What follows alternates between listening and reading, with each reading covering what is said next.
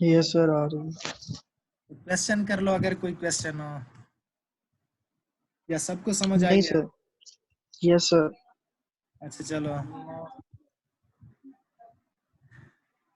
Okay अब आ जाते हैं फाइल हैंडलिंग पर कि फाइल हैंडलिंग कैसे करना है हमने, जो कि मेन क्वेश्चन ही है। मुझे पता है घर से समझाना इतना आसान नहीं है, लेकिन अब मजबूरी है तो समझाना ही है। अच्छा, first of all file handling right कैसे करना है और रीड कैसे करना है। तो फाइल हैंडलिंग हम स्टार्ट करते हैं बेसिकली कंसोल प्रोग्राम से। कोई जीयूआई मैं नहीं बनाता, फिलहाल मैं कंसोल प्रोग्राम से ही करता हूँ। तो नॉर्मल प्रोग्राम ही मैंने रन किया है और उसी में ही जाके मैं अपना कोड लिख के आप लोगों को दिखाता हूँ कि किस तरह मैंने किया है कोड।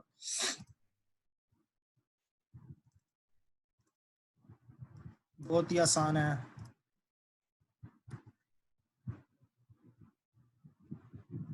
अच्छा, ये हमारे पास मेन फंक्शन है ऐड इंपोर्ट, इसको इंपोर्ट कर लो और इसको भी इंपोर्ट कर लो। अच्छा, फाइल हैंडलिंग का मतलब यह है कि टेक्स्ट फाइल में आपने प्रोग्राम से टेक्स्ट उधर राइट कैसे करना है और दोबारा उसी टेक्स्ट फाइल से आपने टेक्स्ट को रीड कैसे करना है अपने प्रोग्राम में। तो फाइल हैंडलिंग प्रोग्राम जो होता है, अब यहाँ पर देखो मैंने लिखा है file writer. File writer class के जरिए आप फाइल हैंडलिंग करते हो। अच्छा, अब देखो मैंने फर्स्ट ऑफ ऑल लिखा है कि file writer my writer is equal to new file writer और testing dot text. Basically start में भी मैंने आप लोगों को बताया था कि जावा में जितना कोड होता है, जो भी प्रोग्राम लिखना होता है, तकरीबन क्लासेस और ऑब्जेक्ट से ही रिलेटेड है। तो एक फाइल राइटर हमारे पास क्लास है जो कि हमें फैसिलिटी देता है कि हम फाइल हैंडलिंग परफॉर्म करें। तो फाइल राइटर का ऑब्जेक्ट मैंने बनाया है माई राइटर और उसके बाद लिखा है कि न्यू फाइल राइटर हो। तो ये बेसिकली सेंटेंस क्या कर रहा है, ये आपके पास क्रिएट कर रहा है टेक्स्ट फाइल क्रिएट कर रहा है नेम्ड किस नाम से, टेक्स्ट जो आपने यहाँ पर पैरेंथेसिस के अंदर दिया होगा। तो इस स्टेटमेंट ने एक टेक्स्ट फाइल क्रिएट किया टेस्टिंग डॉट टेक्स्ट। कहाँ पर क्रिएट किया होगा वो भी दिखाता हूँ कि किस जगह पर ये टेस्टिंग टेक्स्ट को क्रिएट कर देता है। तो इसने ये फाइल बनाया टेस्टिंग डॉट टेक्स्ट से। उसके बाद आपने इस फाइल में जो भी लिखना होगा, आपने माई राइटर इस ऑब्जेक्ट के जरिए फंक्शन कॉल करना है डॉट राइट फंक्शन को जब कॉल करोगे तो और उसको जो भी स्ट्रिंग दोगे वो स्ट्रिंग उसी टेक्स्ट फाइल में जाके स्टोर हो जाएगा। तो मैंने लिखा है कि टेस्टिंग फाइल हैंडलिंग प्रोग्राम हो, तो स्ट्रिंग में मैंने लिखा है टेस्टिंग फाइल हैंडलिंग प्रोग्राम हो। तो ये बेसिकली उस फाइल में जाके लिखा हुआ आएगा टेस्टिंग फाइल हैंडलिंग प्रोग्राम हो। और उसके बाद माई राइटर डॉट क्लोज लिखा है।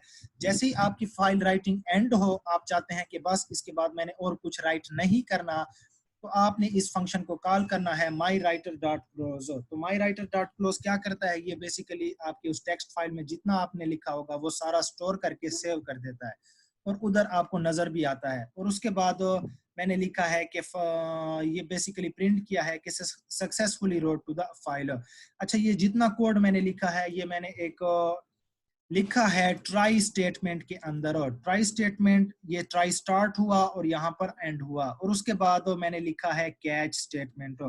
अच्छा, ट्राई कैच क्या होते हैं ये मैं आप लोगों को सिंपल सा बता देता हूँ कि आप लोगों के पास कुछ रन टाइम एरर्स होते हैं जो कि आपने कोड के अंदर ही हैंडल करने होते हैं। वो प्रोग्राम में आएगा या फिर ना नहीं भी आ सकता है।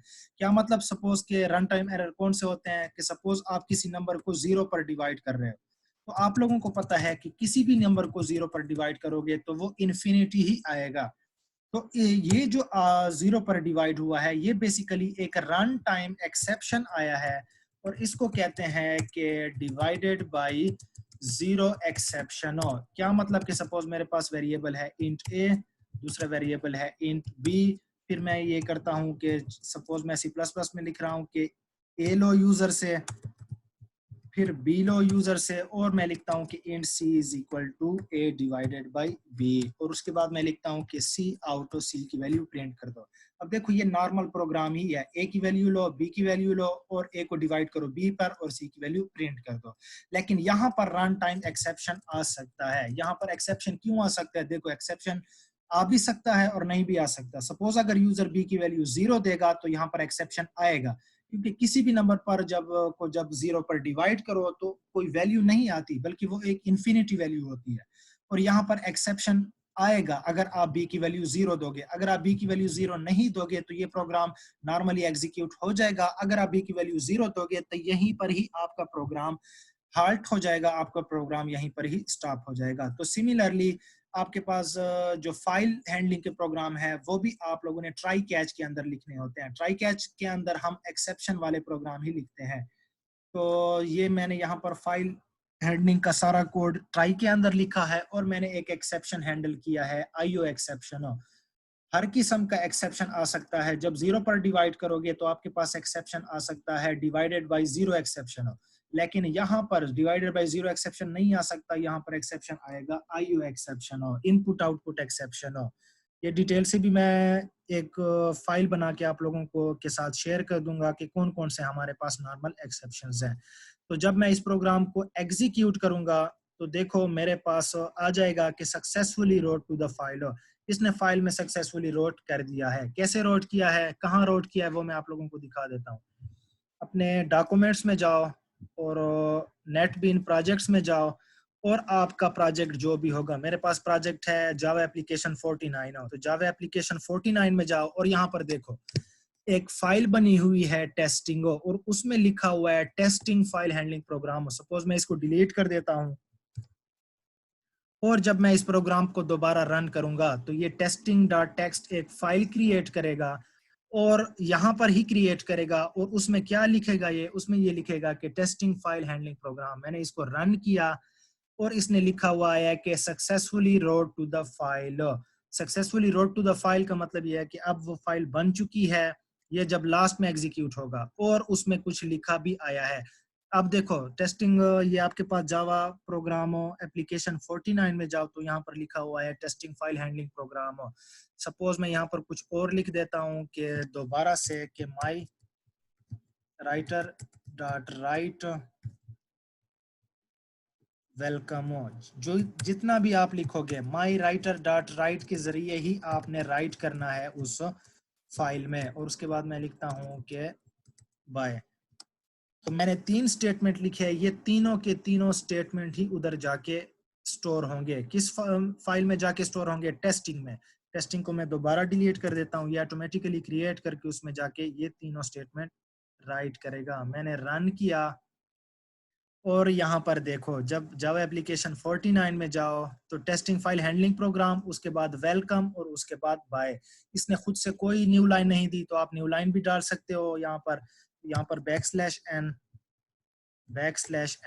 अब जब मैंने इसको रन किया प्रोग्राम को और दोबारा टेस्टिंग को देखो तो देखो पहली स्टेटमेंट अपने लाइन पे, दूसरी स्टेटमेंट न्यू लाइन पे, तीसरी स्टेटमेंट भी हमारे पास न्यू लाइन पे।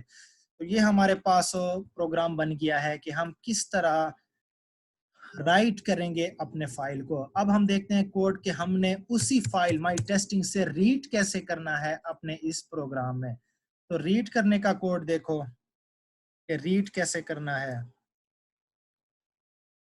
सारे बोर हुए हो, मैं भी बोर हूँ, लेकिन चलो थोड़ा सर बहुत ये सर ये तो आपने जो स्ट्रिंग सेट किया है, अगर हम कोई यूजर से वैल्यू लेते हैं, ये वो भी हाँ, राइट कर सकता है? बिल्कुल बिल्कुल बिल्कुल यूजर से भी वैल्यू ले सकते हो।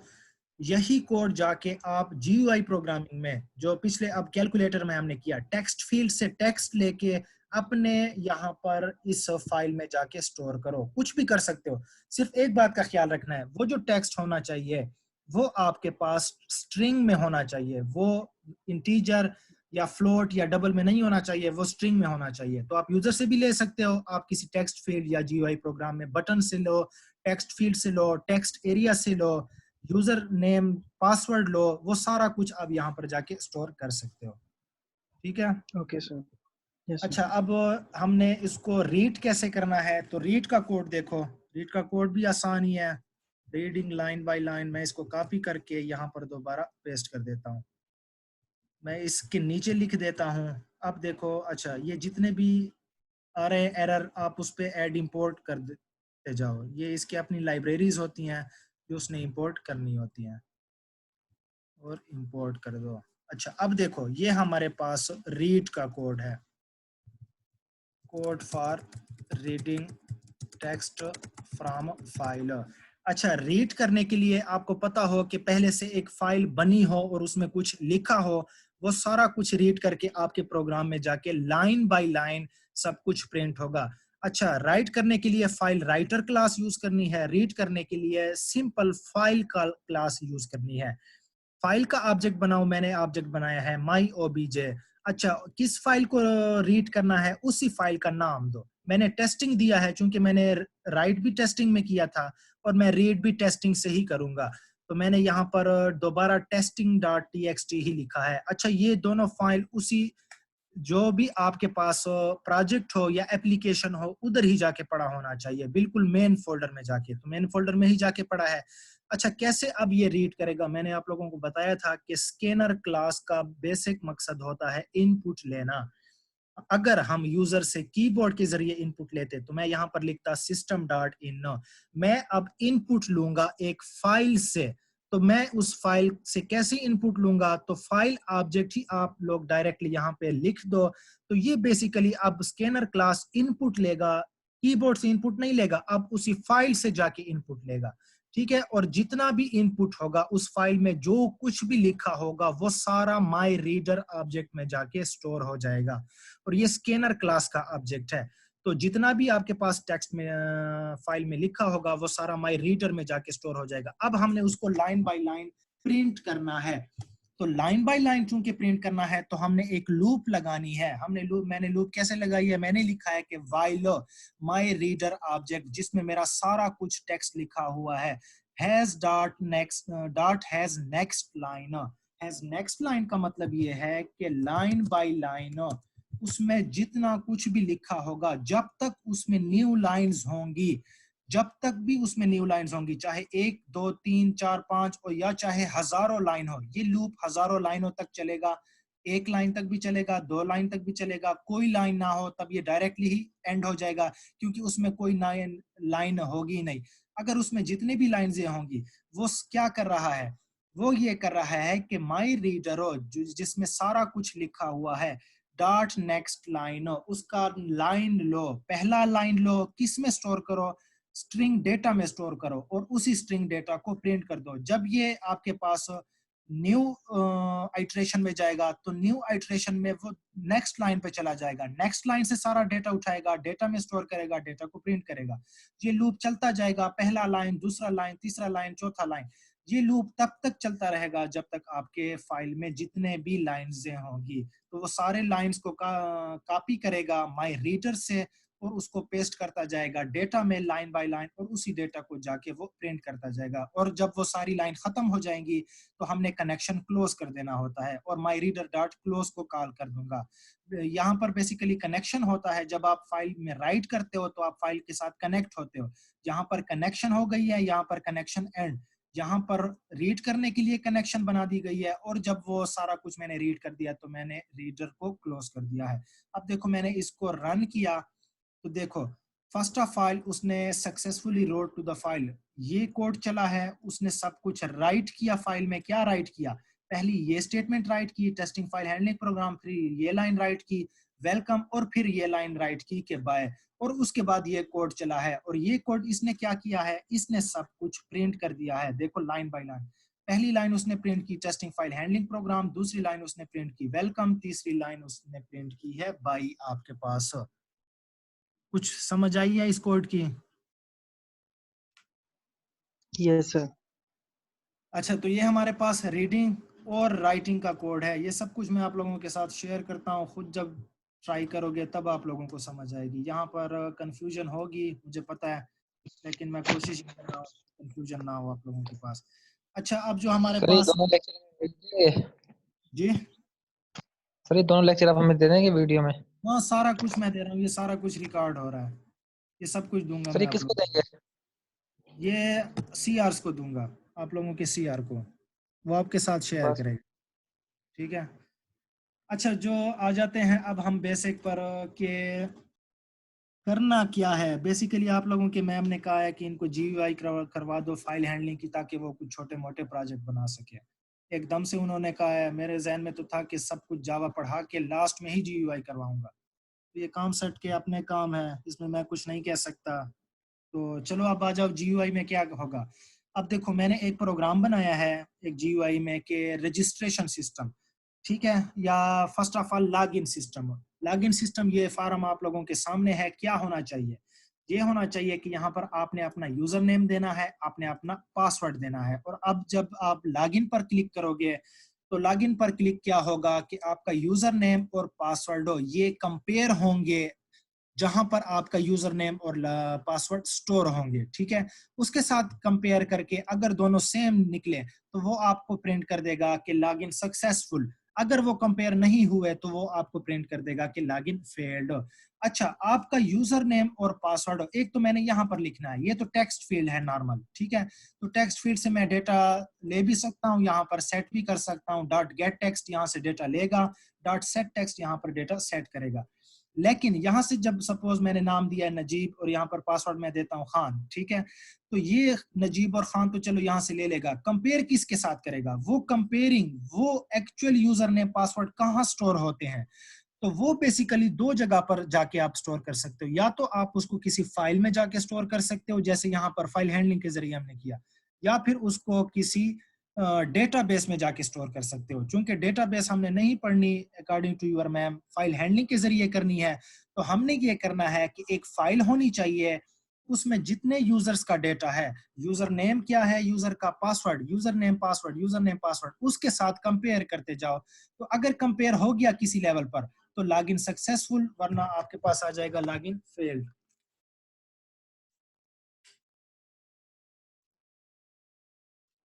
अच्छा, तो अब देखो कि वो डेटा मैंने कहाँ स्टोर किया होगा। तो मैं आप लोगों को दिखा दूं कि मैंने ये प्रोग्राम पहले से ही बनाया हुआ है, फिर भी आप लोगों को दिखा देता हूँ लास्ट में कि कैसे बनाना है इसको। अच्छा, मैंने इसको कहाँ पे रखा हुआ है, कौन सा, एक सेकंड मैं देख लूँ इसको। हाँ, ये रहा लॉगिन टेक्स्ट फाइल। मैं अपने उस प्रोजेक्ट में चला जाऊँ, लॉगिन टेक्स्ट फाइल ये रहा।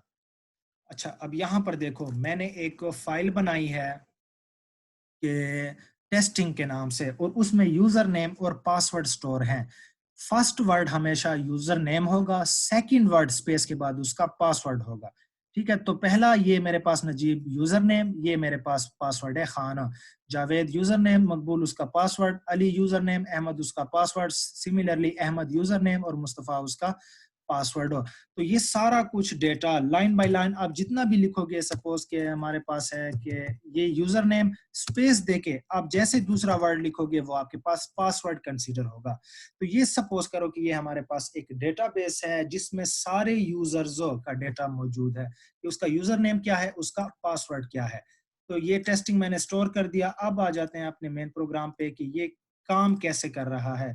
अच्छा, लॉगिन बटन पर क्या काम होगा, एग्जिट बटन पर क्या काम होगा। फर्स्ट ऑफ ऑल मैं इसको रन कर देता हूं, आप लोगों को दिखा देता हूं कि ये टेस्टिंग से ही डेटा रीड करेगा। जो आपके पास फाइल है testing.txt, उससे डेटा रीड करेगा, यूजर नेम को यूजर के साथ मैच करेगा, पासवर्ड को पासवर्ड के साथ। सपोज मैं देता हूं नजीब और पासवर्ड देता हूं KHAN खानो। मैंने जब लॉगिन पर क्लिक किया, देखो लॉगिन सक्सेसफुल हो। लॉगिन सक्सेसफुल इसलिए क्योंकि उसे पता चल गया है कि यूजर नेम नजीब बिल्कुल ठीक है और खान पासवर्ड भी बिल्कुल ठीक है, और इसने मुझे मैसेज दे दिया कि लॉगिन सक्सेसफुल। मैंने ओके किया। अब देखो मैं इसको थोड़ा चेंज कर देता हूँ, मैंने पासवर्ड थोड़ा गलत लिख दिया, मैंने लॉगिन किया फेल्ड, तो आ रहा है मेरे पास के लॉगिन फेल्ड। इसने कैसे काम किया है, इसने लाइन बाय लाइन सब यूजर नेम और पासवर्ड मैच किया है। इसने पहली लाइन से ये दो लिए हैं, पहले पोर्शन को यूजर नेम के साथ कंपेयर किया है, दूसरे पोर्शन को पासवर्ड के साथ कंपेयर किया। उसे पता चला कि यूजर नेम तो चलो कंपेयर हो गया है, लेकिन एंड ऑपरेटर चूंकि मैंने लगाया है तो खान पासवर्ड मैच नहीं हुआ। फिर दूसरे लाइन पे गया, तीसरे लाइन पे गया, चौथे लाइन पे गया, पांचवें लाइन पे गया, तो उसे किसी भी जगह पे यूजर नेम और पासवर्ड मैच नहीं मिले, तो उसने मुझे एरर दिया है। अच्छा, अब देखो सपोज मैं चेंज करता हूं, मैं इसको अली और इसको मैं देता हूँ अहमद, जो कि हमारे पास बिल्कुल सेम ही है। मैंने लॉगिन पर क्लिक किया, दोबारा लॉगिन सक्सेसफुल हो, ठीक है। और उसके बाद मैं इसको चेंज कर देता हूँ अहमद, और यहाँ पर सपोज मुस्तफ़ा। मैंने लॉगिन किया तो ये भी लॉगिन सक्सेसफुल आ गया है। थोड़ा सा भी चेंज कर दो, चाहे यूजर नेम या चाहे पासवर्ड हो, तो लॉगिन फेल्ड ही आएगा। सपोज इसको मैं चेंज कर देता हूँ, अभी हमारे पास लॉगिन फेल्ड ही आएगा, ठीक है, तो ये हमारे पास बेसिकली काम कैसे कर रहा है, ये प्रोग्राम काम इस तरह कर रहा है कि टेस्टिंग फाइल को रीड कर रहा है। टेस्टिंग फाइल को रीड करने के बाद फर्स्ट वर्ड पहले तो पूरा लाइन ले रहा है, लाइन को लेने के बाद फर्स्ट वर्ड को यूजर नेम के साथ मैच कर रहा है, सेकंड वर्ड को किसके साथ कंपेयर कर रहा है, पासवर्ड के साथ। अगर दोनों लाइन बाय लाइन में से यूजर नेम पासवर्ड कंपेयर हो गए तो आपको मैसेज मिलेगा लॉगिन सक्सेसफुल। अगर कंपेयर नहीं हुआ, चाहे यूजर नेम गलत है या फिर पासवर्ड गलत है, आपको मैसेज मिल जाएगा लॉगिन फेल्ड।